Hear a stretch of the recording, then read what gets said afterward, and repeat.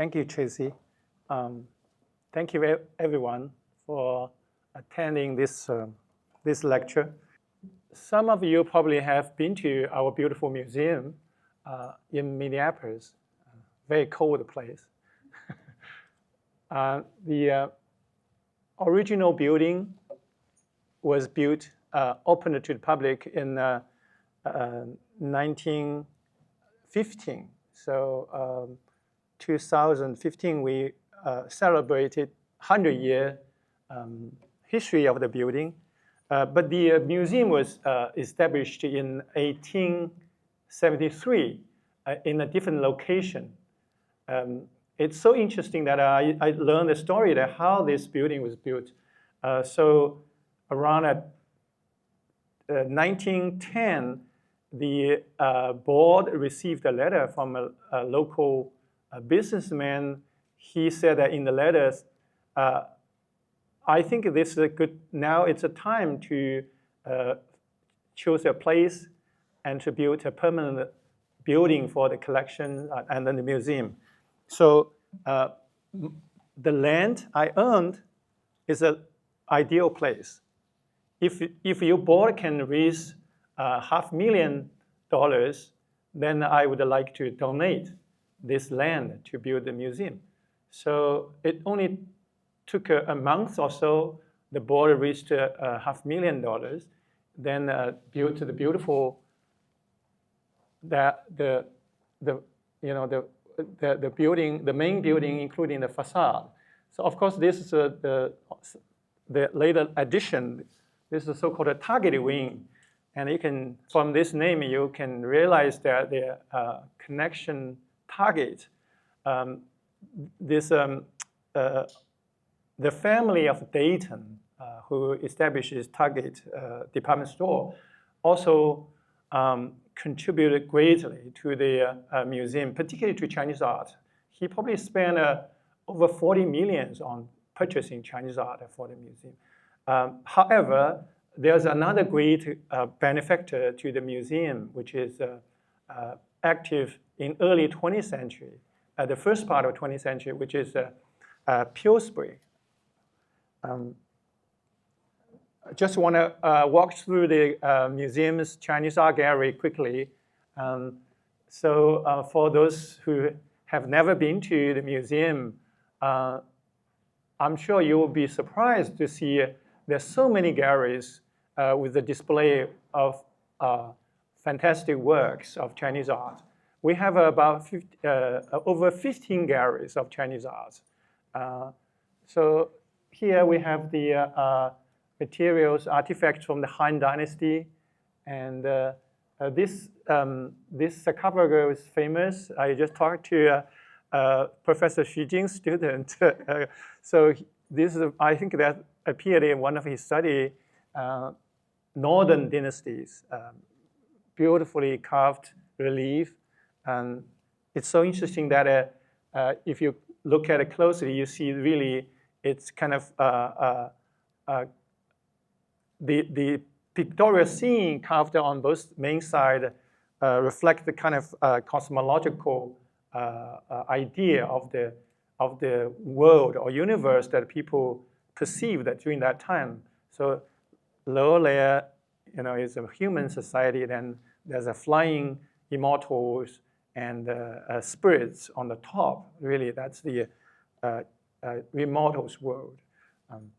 Then on the inside that case, that set of 10 so-called Sancai figures, glazed figures from the Tang Dynasty, is the only complete set from a tomb near Luoyang that, of course, was perhaps was I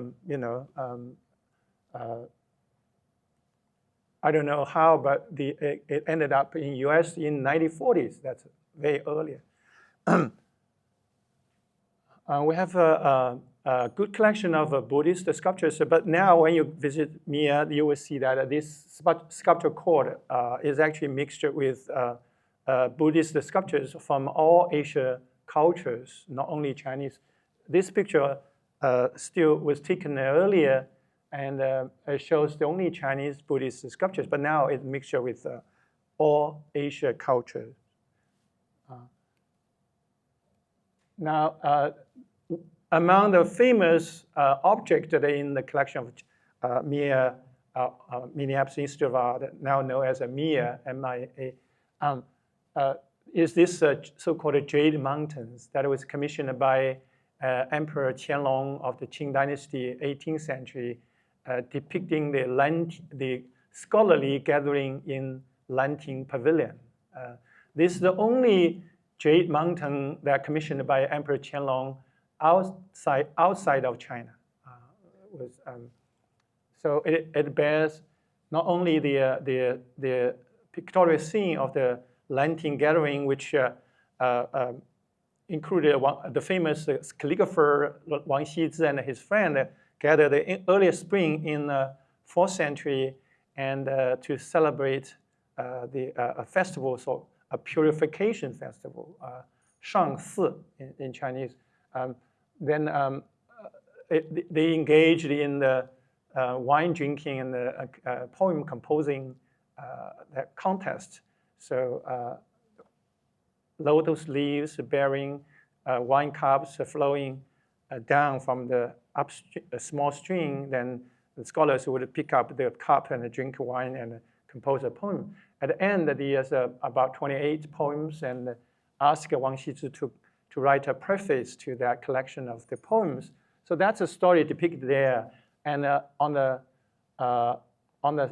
cliff top, that has Emperor Qianlong's copy of Wang Xizhi's famous preface to Lanting Gathering. This is the detail here. Now we have a painting gallery, and very uniquely, we have several buildings that were purchased in China and rebuilt within the galleries, including this Ming Dynasty reception hall and scholarly studio. You see that within these two houses, they are packed with furniture. Those are all genuine Ming Dynasty and Ming and Qing Dynasty furnitures.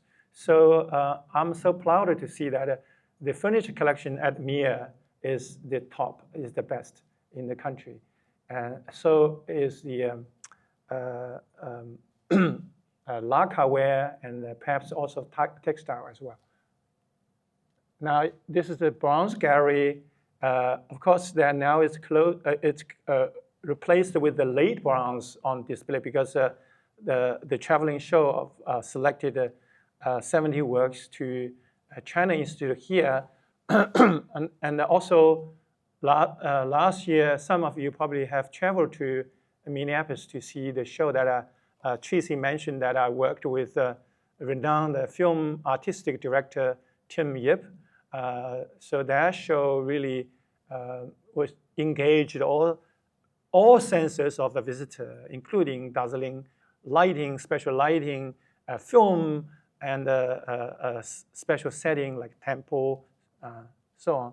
It's a very special exhibition. But the benefit of this show, although it's not big, but it gives you a very good opportunity to look at the object very closely, because each cases are not that deep, so you have a great opportunity to appreciate that all details. So the show you are going to see, or you have seen already, selected from our renowned collection of Chinese archaic bronzes. Today we have over 200 pieces, but some 150 works were collected by this gentleman, Alfred Pillsbury, in 1930 and 40s. In about 20 years, he assembled a large collection of Chinese archaic bronze, around 150 works.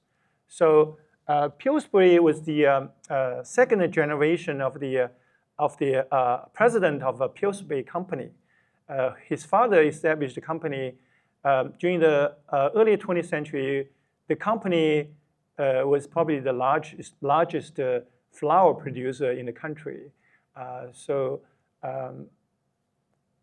among his other capacities, he served a long time as the board chairman of the Minneapolis Institute of Art, and also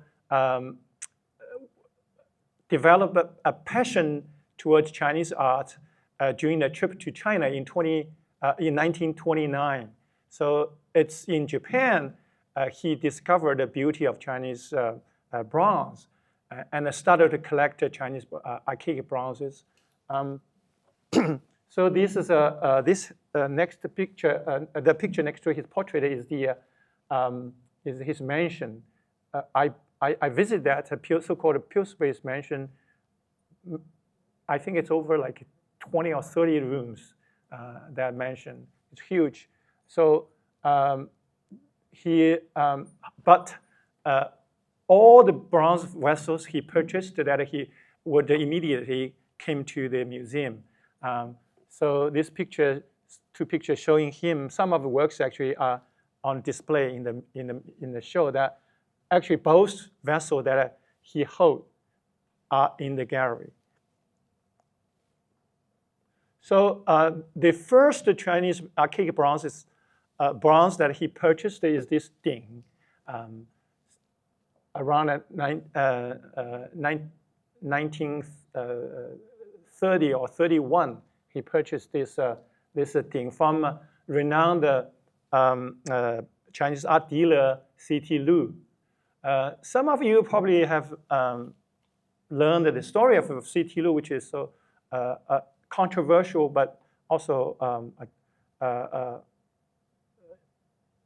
at that time, the major dealer of Chinese art, both perhaps in the US and in Europe as well. He came to Paris, served as the servant to his relative who was the diplomat to France. It was in Paris he started to work, later work in the antique company, then finally established his own business. Around 1930s, he came to US and opened his shop in New York. Of course, after the war, the antique business shifted from Europe to the US. We still keep correspondence between Pillsbury and C.T. Lu, which is so interesting to learn how the business was conducted during that time. So C.T. Lu would travel to Minneapolis with several bronzes and would leave those bronzes to Pillsbury and allow him to have some time to consider and to appreciate those bronzes. Then after a while, Pillsbury would leave few and return others to C.T. Lu in New York. And so it's amazing that in 20 years, he was able to assemble around 150 works. You know, it's not cheap if you look at the price at that time. Sometimes some vessels cost him $20,000, $30,000 in 1930, 40s, so which is very expensive to me at that time. So this thing is a typical, a vessel of this type. Ding always being regarded as the most important vessels among other vessel types, and because it has had symbolic meaning or power, there's a legend that about this legendary dynasty prior to the Shang dynasty, Xia. Accordingly, one of the rulers of the Xia dynasty, Yu, he cast a 9 Ding to represent the 9 states in the country, and that set of 9 Ding were later considered as a symbol of power. And I believe that 9 Ding existed. It's not a legend because it was recorded only disappeared, lost in around the 3rd century before the first emperor unified China, because this story is already recorded in many historical records. Before that, a set of 19 disappeared, that all the rulers would, when they establish their new dynasty, they would like to receive that 19 as the mandate from the heaven. So because this idea, the symbol of power, so Ding is always regarded as the most important vessel among others. So of course there are different type of Ding. Here on the small picture, you see that this is another unique feature of Chinese bronze vessels. Very often has inscriptions. So that here, that gives you idea that, Pillsbury's taste is quite different from that traditional Chinese connoisseur or collectors, because in China, the collectors, or old-fashioned collectors at least, they would like to collect works with the inscription, because the inscription to them are so important, providing invaluable information about history, about ritual system, even about military campaign, about political system. But for the Western collectors, like Pillsbury, he of course he couldn't read the inscription. That didn't mean anything to him. They or more emphasized the beauty of the object. So they wanted a so-called sculptural quality of the vessel. So the relief, all the works in the form of animal, human figure, those are the object that Pillsbury was interested. So not that much about the inscription. Of course, a lot of works in his collection each bear inscriptions. Some are quite important. So this is actually the second work that he acquired that become a star piece in the big show of Chinese art that organized by Royal Academy in 1930. So this was published in newspaper during about that show, became kind of star piece of that, was on loan to that show from Pillsbury. So I mentioned that the majority of the works that Pillsbury assembled were purchased from C.T. Lu. This is a C.T. Lu, and he built this pavilion. Actually, was his gallery during his time. But now, I think it's owned by a private owner, using as like a cultural venue. I don't know exactly, but if you have chance to go to Paris, you'd probably be interested to visit this so-called Red Pavilion. This picture shows the gallery of C.T. Lu, and some pictures I don't recognize, but some pictures, perhaps even the curators from the museum, U.S. museum, and some or even directors like Lawrence Sigmund, Sherman Lee, those people. Or maybe they are later, sorry. So many bronzes in the Pillsbury collection were cast during the Shang Dynasty, 13th to 12th century, at the capital in present-day Anyang. However, there are some examples that were, I believe, not from Anyang. Even C.T. Lu said it was cast in central China, in Anyang, the Shang capital. But to me, they were probably cast in the southern China, in today's Yangtze River, that region. I will give you an example later. So this bronze, the Ding that I mentioned earlier, that one motif is so important, also ubiquitous, particularly on the vessels from the Shang dynasty.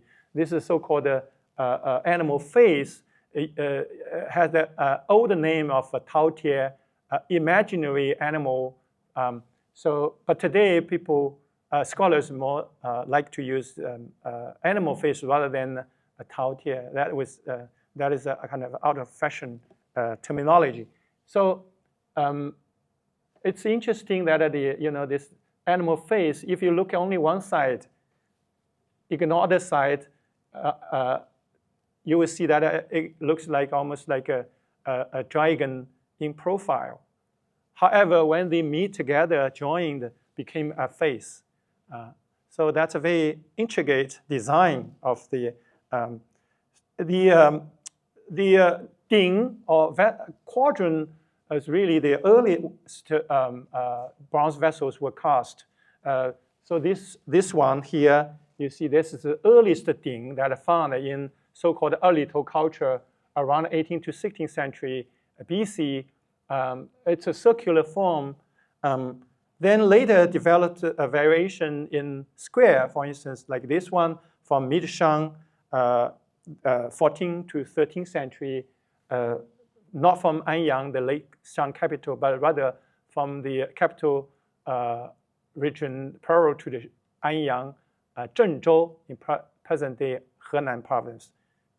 Now, it's also the form of ding we found the largest vessel found in China so far. This is a ding that now in the National Museum of China collection. The scale, you can see that people surrounded that. It was from a royal tomb in Anyang, in Henan.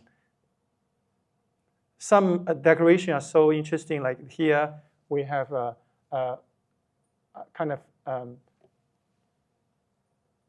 quite naturalistic depiction of a deer head with antlers. Then here it's a combination of, or it's animal mask with the water buffalo's horns. These two vessels are now in the collection of Archaeological Institute in Taipei because they were excavated prior to 1949 in Anyang. So this earlier form that partially surrounded by these rows of bosses and continued. That one is from 14th to 13th century, cast in Zhengzhou, found in Zhengzhou. This one is in our collection now. Oh, I'm sorry. This is the late one from late Shang dynasty, excavated in Anyang, the late Shang capital. But there's a very similar one in the show. This one, you can see that continuation with the slight change of the design. Again, that it has a pictorial form of the clan's symbol. Look almost like a bow. Now, of course, there's a variation like this thing excavated in Anyang has this kind of flaring mouth. And this one has a kind of narrow neck. So not always square or circular, but there are some variations. One type of ding appearing in the show is this so-called li ding. Li is a form of a vessel. We have an example in the show that is called li, that has a kind of bulging upper part of the leg, lobed upper part of the leg. So it's known as a li. So this li ding is really developed from that type of vessel, and again it has an inscription which there's no equivalent in modern Chinese script, but rather it's a symbol, a pictorial symbol of the clan who commissioned this bronze vessel. Now, other type of wine vessel, this is also among the earliest cast bronze vessels in China. It's called a jia. This jia is quite large, and it's in the show. It's a squared body, but it's very different from earlier form. This is the earliest form. The one on your right was found in Erlitou site dating from 18th, 16th century BC. When it comes to the late Shang, it looks very different now. Although it's the same type of vessel, of course, this type of vessel, all known as a jia, there are different subgroup. Like this one has a narrow neck, also found in Anyang, late Shang capital. Then this one also found in Anyang. The transition from the mouth to the mouth ring to the main section of the body that kind of become more gentle and soft. The other similar also look like a square. However, each of the four corners become more like a rounded. So this is a kind of variation of that same type, squared body. This is another one. The one on your right is now in a show from our collection. The left one is from the collection, Brundage collection now in the Asian Art Museum. So that one is completed with the lid. Based on that, we now know that originally this one also has a lid, but now lost. There's another variation, very interesting, is this vessel in the Meiyingtang collection in Zurich, I believe. So it really very rare, and this jar has a double out form or double bird. Another very interesting wine vessel in this show is this gong. So it's a wine vessel, and so-called gong, this type, there's some are cast like an animal. Like this one, really just add the previous form added with the foreleg. But some are really more naturalistic, like this one, also found in Anyang. This is the head. I think that its original or complete form, it has an elephant trunk on. It's now broken. This is really a fantastic gong now in the Freer collection in Washington, D.C. It's now called the National Museum of Asian Art. Fantastic. On the leg, I think on the, so you can see that it's a human figure. Some are cast more naturalistically, like this one was discovered in southern China in Hunan province. So the form is really like a water buffalo, or not what, I think it's a, or is that water buffalo or a ram? I think more like a water buffalo, but no matter how naturalistic, but they always depicted on its body with the mysterious animals or birds. Now this is a more plain, but it's now in Harvard Art Museum collection, and this was sold in Christie's a few years ago, formerly in the Fujita museum in Japan, a private museum in Japan, sold for over 30 or 40 million. There's a quite interesting that some students or scholar would know this name, Professor Max Lowe. He was a big professor and a specialist not only in bronze but also some other areas, even painting. He suggested this periodization about the innovation of the gong, the type of gong. He said that he suggested that the earliest gong would be in that form. That example is now in the Harvard Art Museum collection. Then it consists of what looked like a tiger in the front and a bird on the back. Then gradually, the same form continued, but added with the flanges in the body, in the middle of the body. Then it's from that evolved to the later form, which the animal mask replaced this tiger and the bird motif.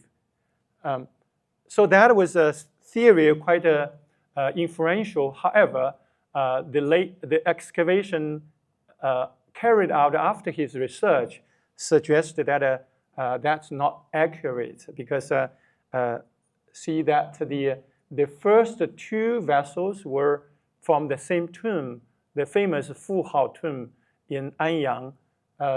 So what he suggested, the third stage actually coexisted with the one that he thought of from the first earlier stage.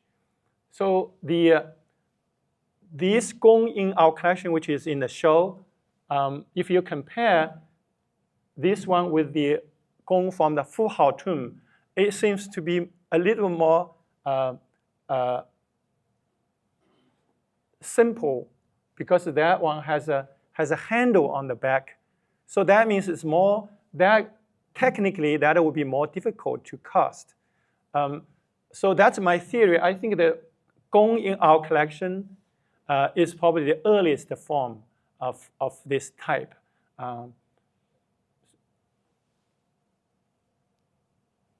The other fantastic work, vessel in the show is this so-called you. It's a wine vessel as well from late Shang dynasty. Now, you see that a lot of works from Shang dynasty all show this ubiquitous animal mask, but this one really gives a different idea or different decorative scheme. It's the bird, a pair of birds, not only occupy the main body, but also on the lid as well, which is depicted differently. So this is something called a vessel type known as a you. The earliest you is this form. This is from mid-Shang dynasty, 14th century, 14th, 13th century. Now, from that type, gradually evolved into this one, like that. This also slightly later from the mid-Shang, then come to this form in the late Shang period. This was excavated from Fu Hao tomb in Anyang, all called Yu. This is very interesting because it consists of two sections. This neck is removable. It's a very unique example, only example that actually excavated now in Taipei, in the Archaeological Institute in Taipei. This is also in our collection, but unfortunately it could not join this show because of some problem with the handle. But it's a very rare example of you with a square body. Very, very rare. There are only a few examples known to us. One is this one, excavated in Anyang. Then the other is this one that excavated in actually southern China in Jiangxi province, all from late Shang dynasty.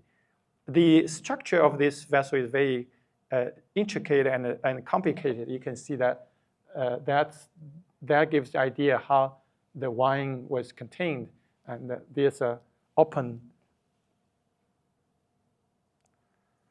And this is a bad condition now in the Palace Museum collection in Beijing, very similar to the previous one that was excavated in Jiangxi, Dayangzhou, Xingan, Dayangzhou.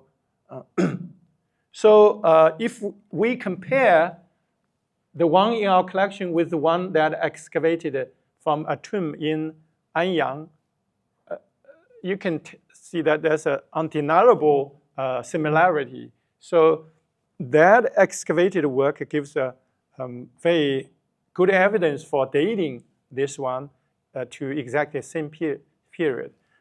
Archaeologists to kind of give a periodization of the late Shang Anyang and four phases.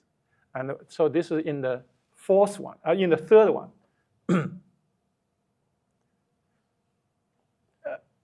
Although I said that earlier, the this animal mask was kind of ubiquitous motif. I almost see everywhere. However, one bird motif was popular in Shang dynasty, which is the owl.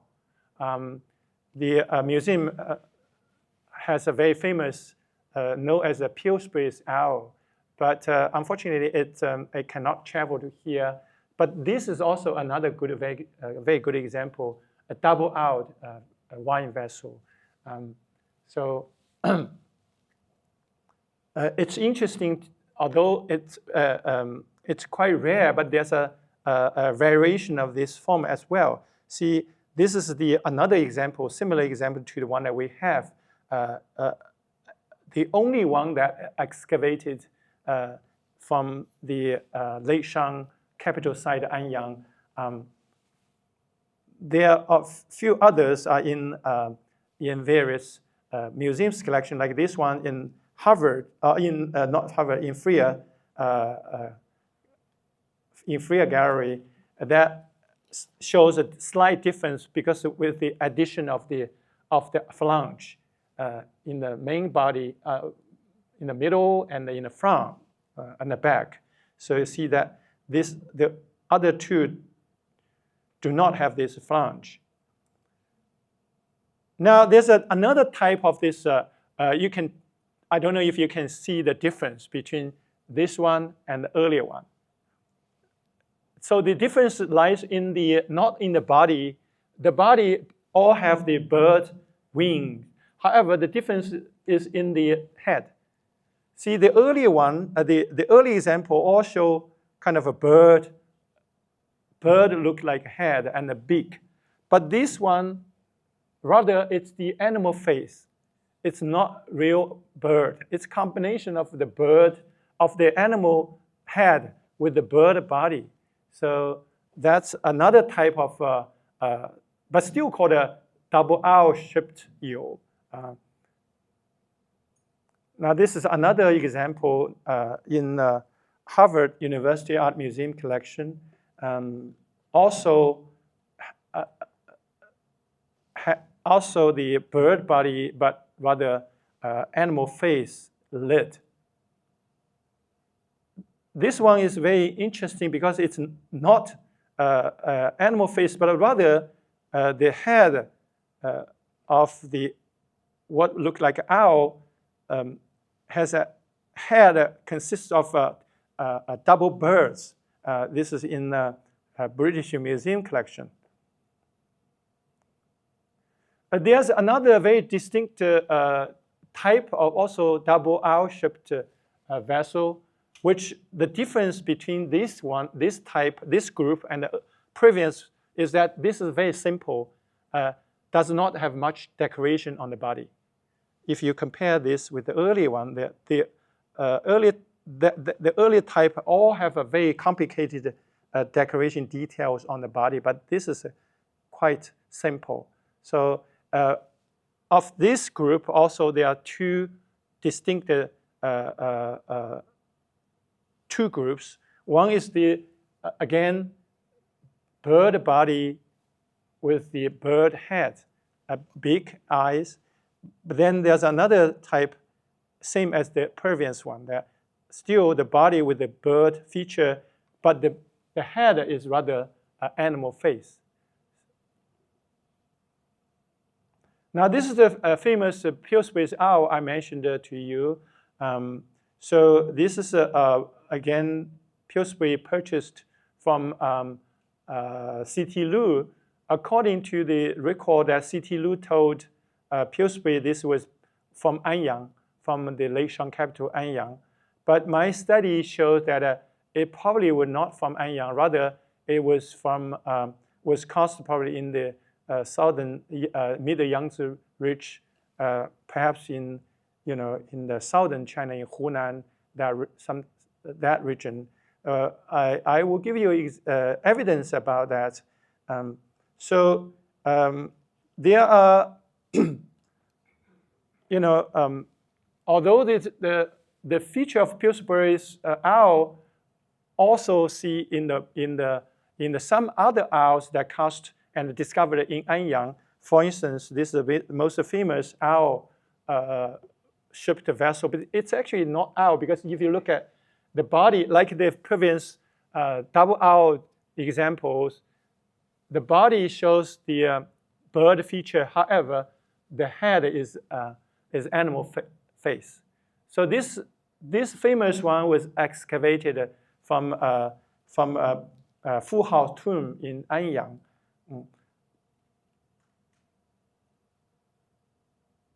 So this style, if you look at that style, the very strong leg and the big, so that kind of a stumpy shape reflected in other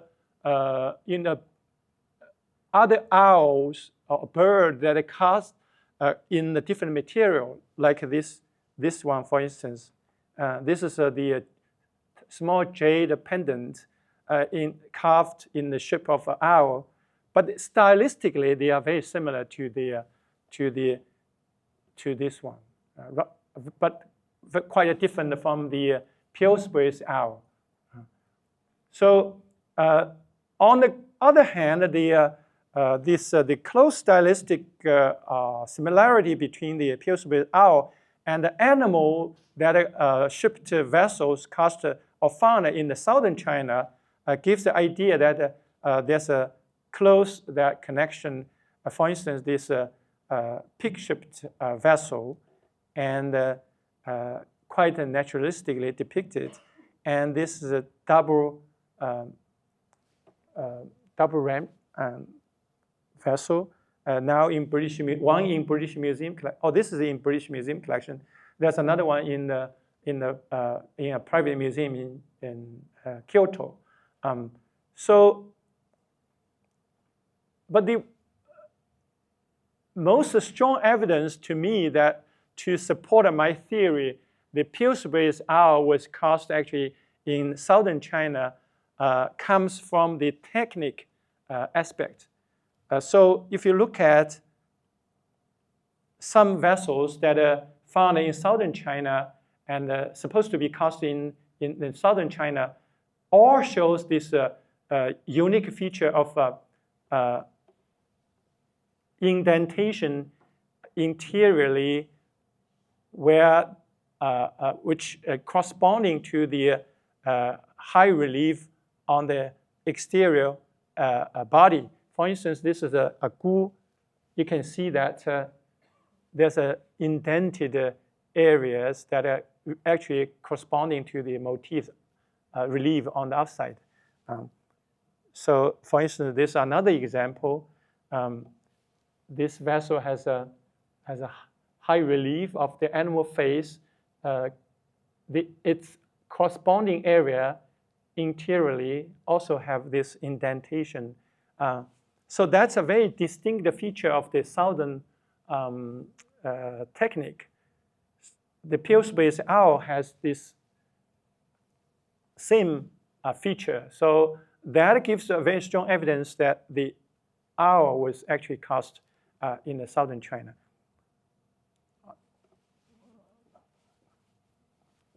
What time is that? I have, okay. 15. I have to be quick. I have a lot of pictures. Okay, I will very quickly go through this. I want to talk about this motif, elephant, but because this work is not in the show, so I will just skip this section here.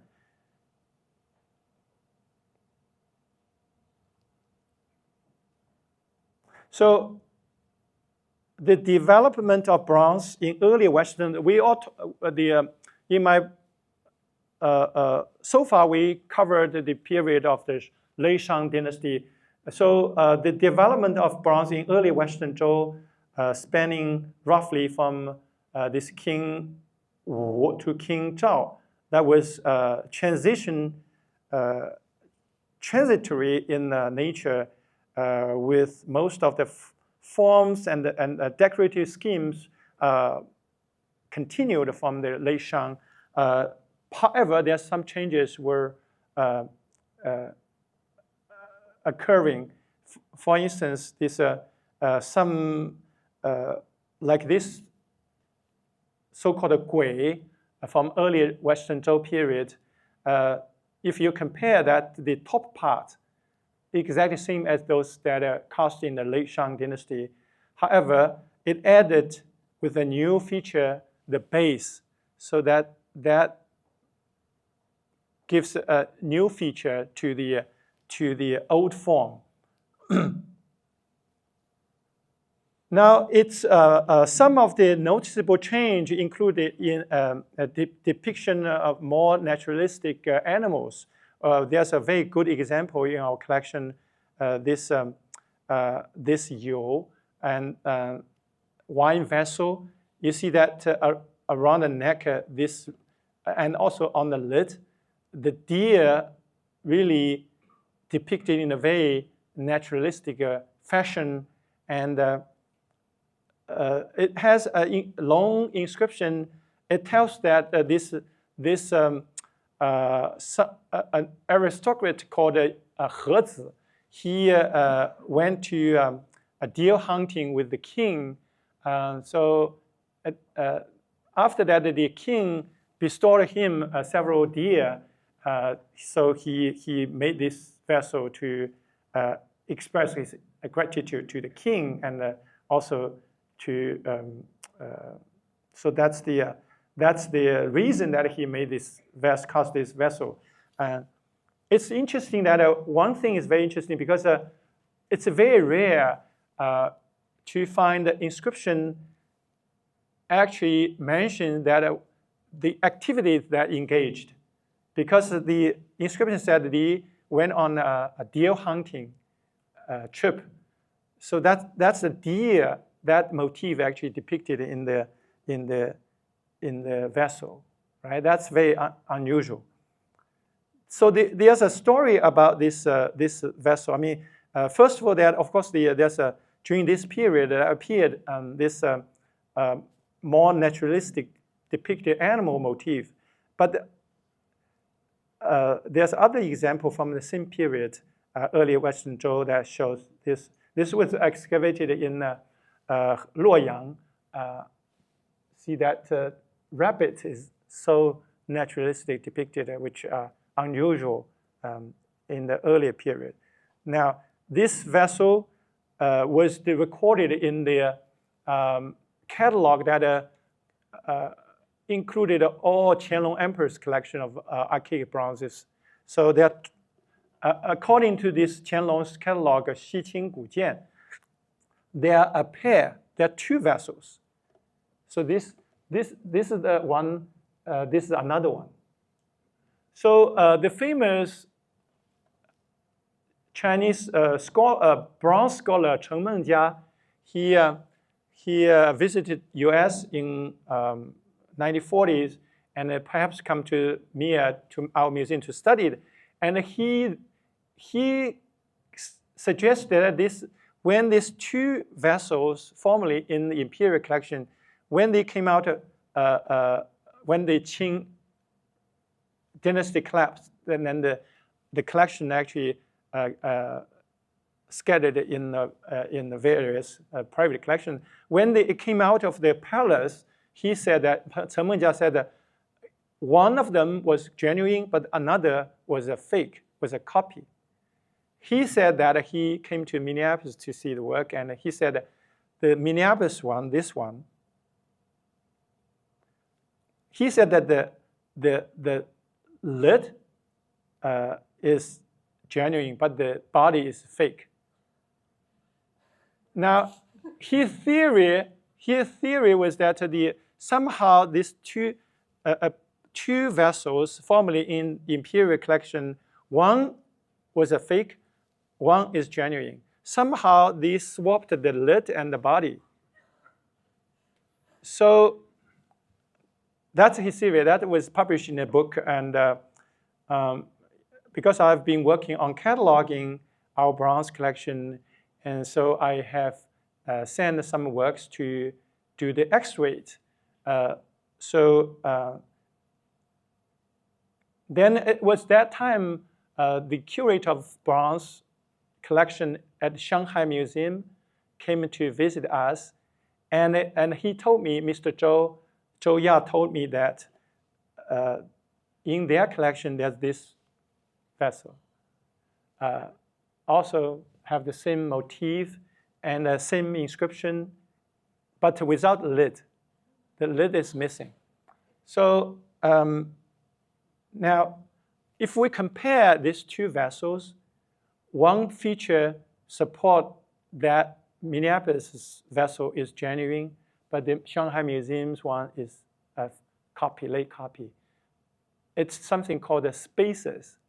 So it's kind of a metal chiplet. So when they cast bronze, they would make, the Chinese bronze casting is very unique, not like other culture which used the so-called lost wax technique. But Chinese unique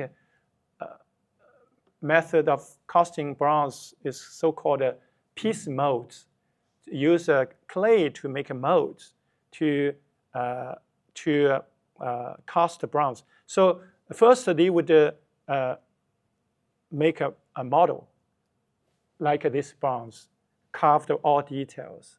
Then use soft clay to get a negative image from this carved sculpture or vessel. Then cut them into different sections. Then they would cut this, this sculpture, cut all the motif to turn that into a core. So for instance, if there's a core, then there's several sections of the mold. So between that, there's a cavity.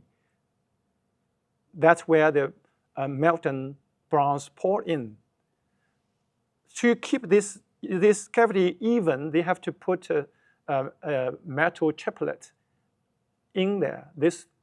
When the casting process finished, this become sometimes visible, but sometimes you have to examine them, find them through the X-ray pictures. So those are very good evidence to support whether it's genuine or not, because the technique of using chiplet or spaces only known to the forgers in early 20th century. Prior to that, they had no idea about this. So if there's a chiplet or spaces, they're always genuine. If we look at this, my colleague in Shanghai Museum, he did the X-ray of this one. He did not find any use of chiplets or spaces. But the one in our collection, there are so many chiplets or spaces. So both body and the lid. So without a doubt, this vessel in our collection is a genuine one. Actually, you can see on the lid what we here. This is all the so-called spaces still visible. Okay, so let's go quick.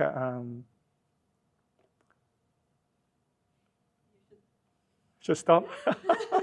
So sorry, I still have a lot to tell. There's one interesting vessel in the show. You have to look at more closely. Is the this one? So this vessel has this motif, large bird, which is different from other birds. During the Western Zhou, Mid-Western Zhou, large bird became very popular, like this one. This is also in the show. But can you tell the difference between this bird and the next one? This bird has this, what looks like a peacock that eye pattern, right? I'm talking about, those. That doesn't show in the previous bird motif. It's very rare to find the bird motif with this almost like peacock eye pattern. I only was able to find several examples. One is this one, the Zun in the National Palace Museum in Taipei, and this one in this museum in Kyoto. And this was excavated in Liulihe near Beijing, all from the same period. So what's interesting to us, not only the rare this motif, but also the inscription here. See that this is the inscription that cast in interior bottom. Zhou King went to attack a place called Laiyu, then another place called Laohei. Upon return after victory, he held a Liao sacrifice. What is a Liao sacrifice? This is also a rare example to mention this type of sacrifice. Basically, it burned animals and other materials to create smoke and allow the smoke to reach to the heaven in that way to communicate ancestral spirits in heaven. He presented to me his name actually mentioned there, but there's no equivalent in modern script, so I can't write that characters. Just use X to indicate that Yongbo, Duke Yong, himself is an aristocrat, and 10 string of Aquarius, which is currency at that time. In response to extol the king's grace, I have made this precious gui dedicating to ancestors, made for myriad years, sons and grandson forever treasure and use it. So that's the inscription. What interesting is the name that I mentioned, Duke Yong, which actually relate to the vessel next. So this vessel, just quickly mention this one. This is a wonderful gift from a New York couple to us, Laurie In and David, last year, purchased from Christie's. It has a very important inscription, which is actually related to the previous vessel. So here we have this inscription, Beibo.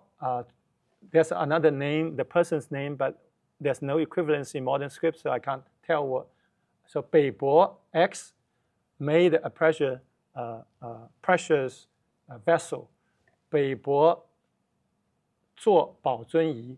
So this Bei and the previous Yong, interesting that it was because when the Zhou King 激发 the first Zhou king, Jifa, he established the Zhou dynasty. He implemented a so-called feudalism system, meaning that he gave land to his relatives and then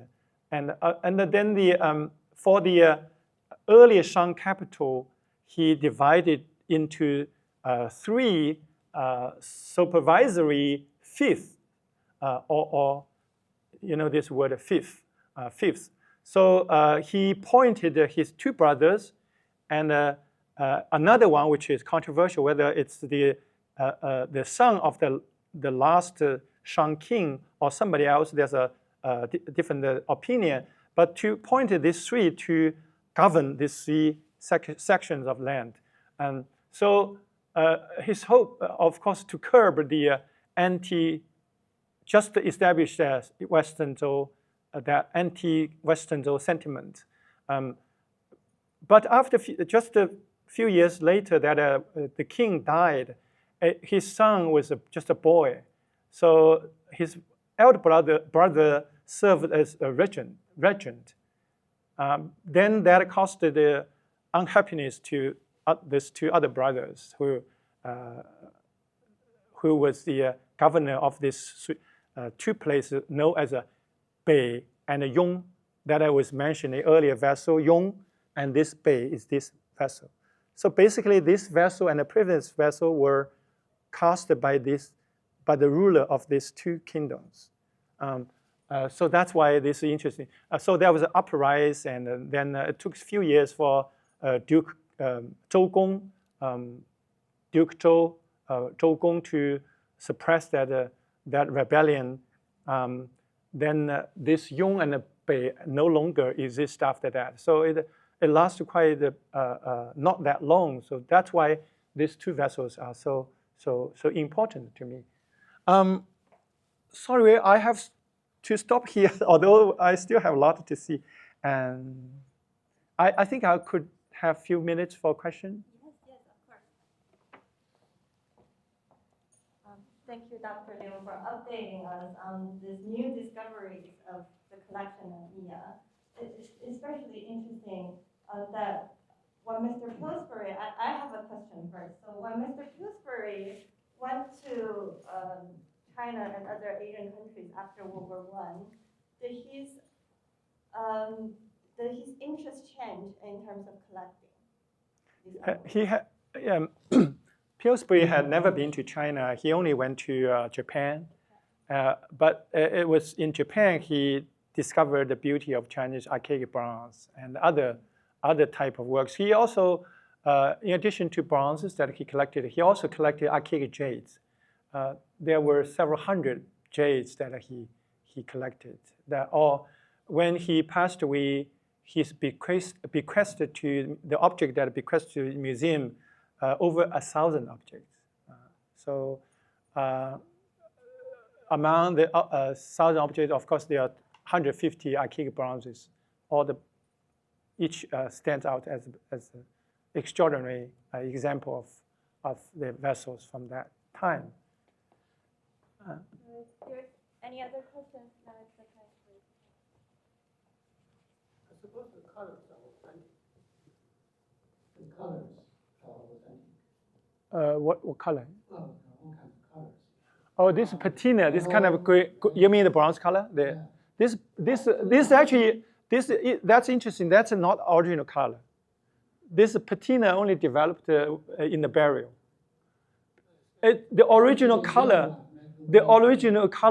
is almost like a gold. Because some vessels, I remember there's Lali sold, there's a group of vessels that still expose this original color. I remember that several years ago, right? From Western Zhou period. So that's the original color. That almost looked like gold.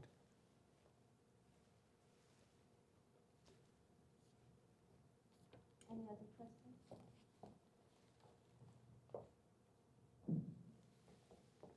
So are these only found in tomb excavations, or are they found in other places as well? The cost of Chinese bronze that really is because so unique Chinese idea about afterlife. So they believe that after a person's death, that his spirit still lived somewhere, and so that's why ancestral spirits need to be well taken care of, and so that they will bring back, the blessing from the ancestors, and also so that's why the temples were built, and sacrificial ceremony were conducted dedicated to the spirits, and meals, wine prepared to serve the ancestral spirits. Supposedly would come to consume those wine and the meal.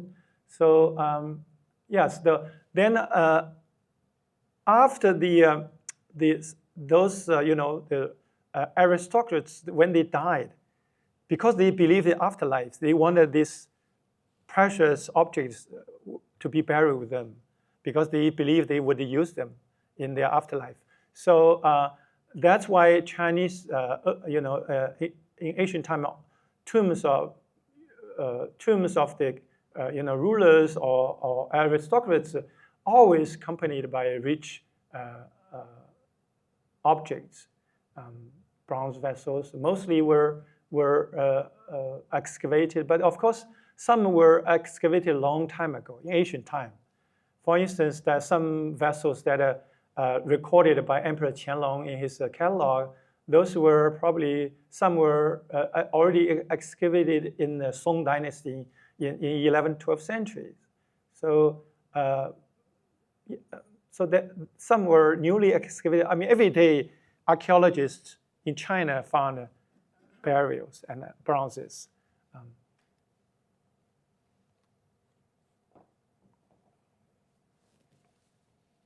Thank you.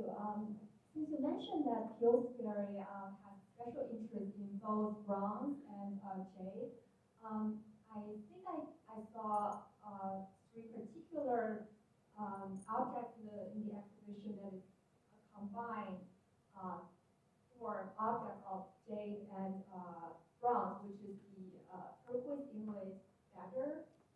So I wonder whether Pillsbury has said something about three special objects. You mean there's like a dagger with the jade? Jade in the body and bronze after. Right.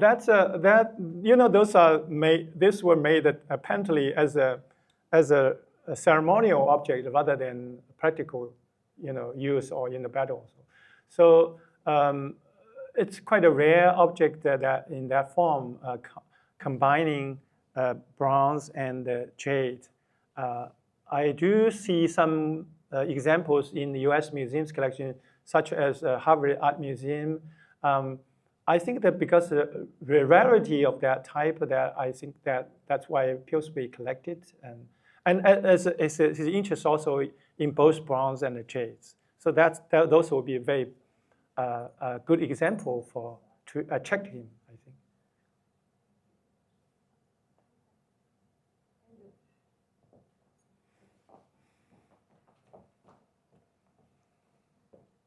Thank you very much for all your remarks.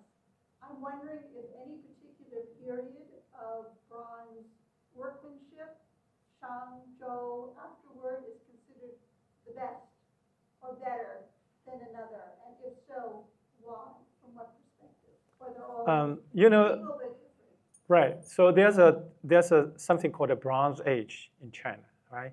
The Bronze Age really starts in Shang Dynasty, although the earliest pieces of bronze were discovered prior to Shang, so-called early Tao culture, or even earlier.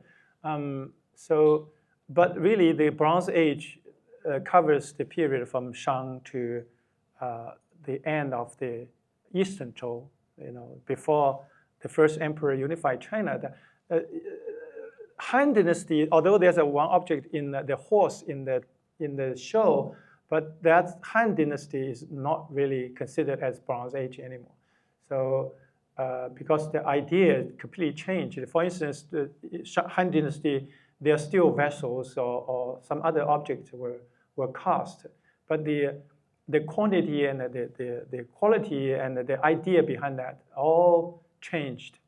For instance, the horse, although it's a cast bronze, but now the idea was shifted from sacrificial, the ritual object to be used in the ceremony dedicated to ancestral spirits, now shifted to the quest of immortality. Because in the Han Dynasty, you see there's so many horses in bronze, in pottery were made.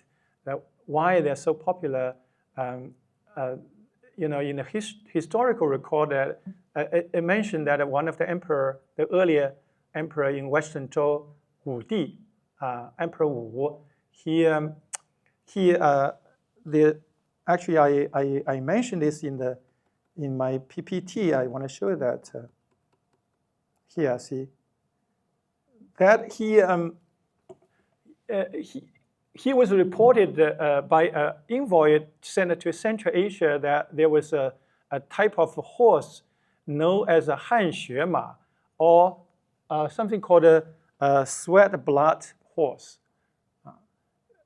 So he was fascinated with this type of horse and sent troops to try to get the horse. Now, for the purpose is that not to, it's not for military use, because his idea to become immortal. So those horses probably would accompany his eternal journey. That's why this horse here, it's not ordinary horse. You see that the body actually, if you go look at it closely, the body was painted with a wing.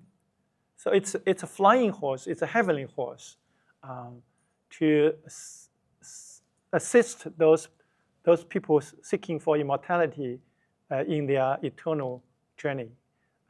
So this idea completely changed. Of course, there's a late bronze as well. Now, Matt just opened a show of late bronze, but those are the ideas so different after the Han Dynasty, after the end of the Bronze Age.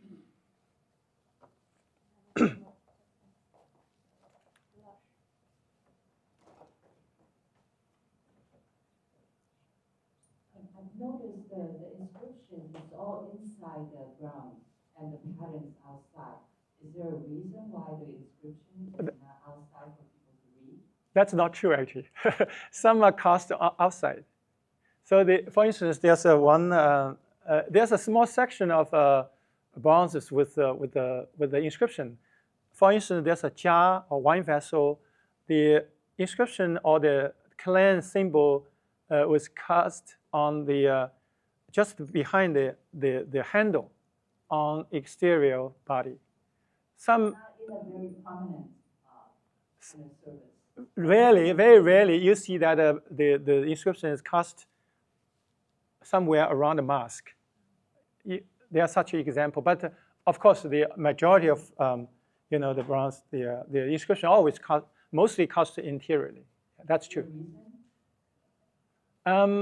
Reason I think they don't want to impact the ornaments, right?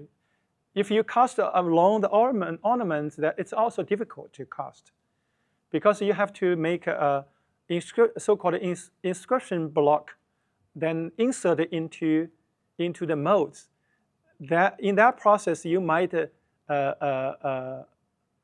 impact the ornaments. That will be not good for the beauty of the ornaments, the patterns. So it's better to cast interiorly.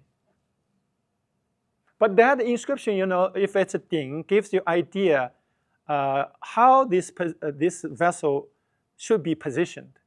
So I don't have a picture here, but if you go to the museum, go to the gallery, if the inscription should always facing the viewer. So that's how you position that vessel. if some people don't understand that, for instance, a ding or cauldron often have a 3 leg, the circular one. Some people don't understand the inscription would position. Let's see. So they always have 1 leg in front, 2 legs on the back, right? So that you should always. Some people may think that 1 leg in the front and 2 on the back looks nice, right? That's incorrect because always the inscription always in line with the 1 leg. So it should position with the 2 legs in the front, 1 leg on the back.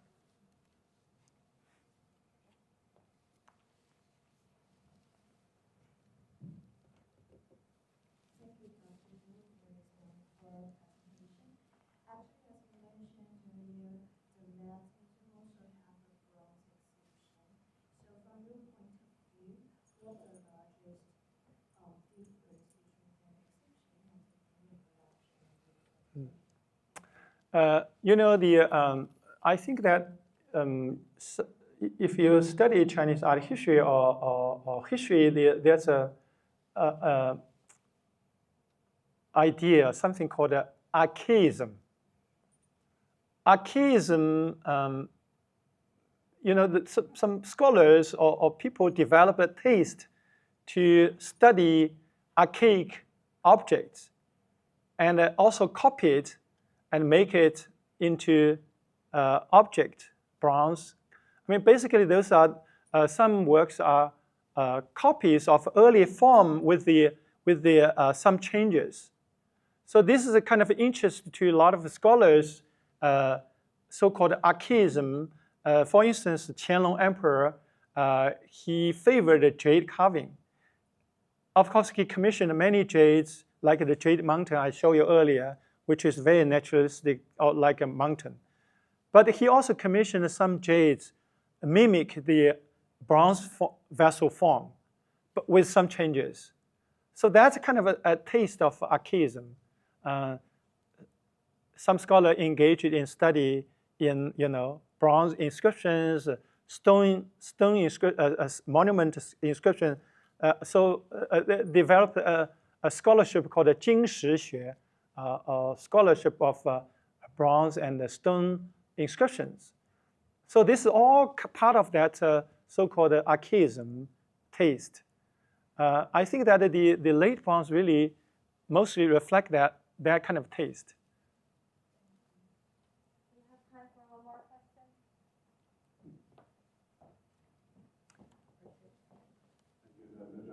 I have a question. Do you think the bronze culture is originally from China or imported from somewhere else, or like ancient Egypt?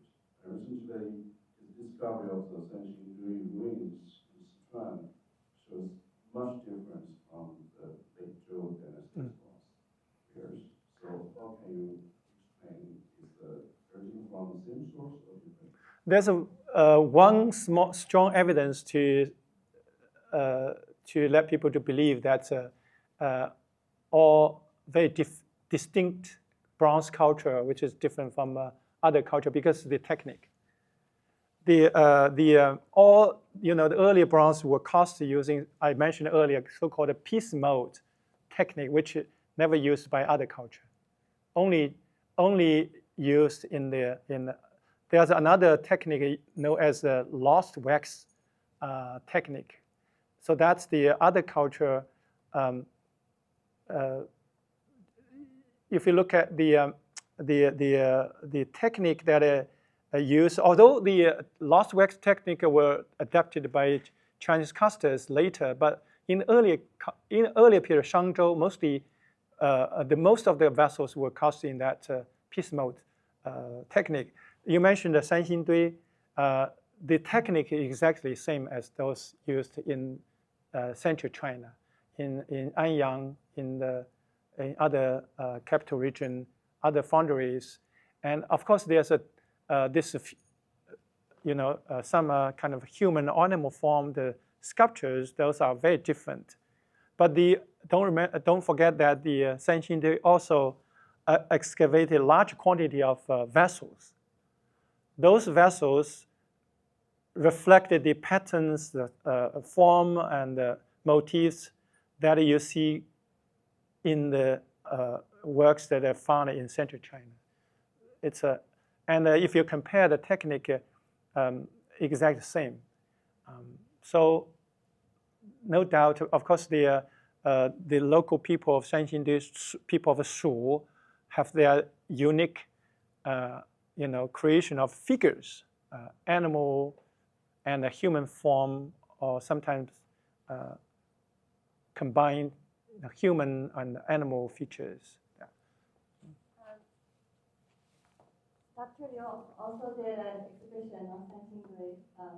So if you're interested, please look at his writing. But we also have illustrators outside of the gallery illustrating all the techniques that you're talking about, the piecemeal technique.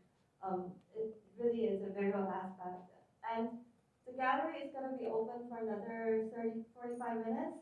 I strongly encourage everybody to go look at the artworks with different perspectives now. And Dr. Liu is coming back to New York to visit us again in April 12th.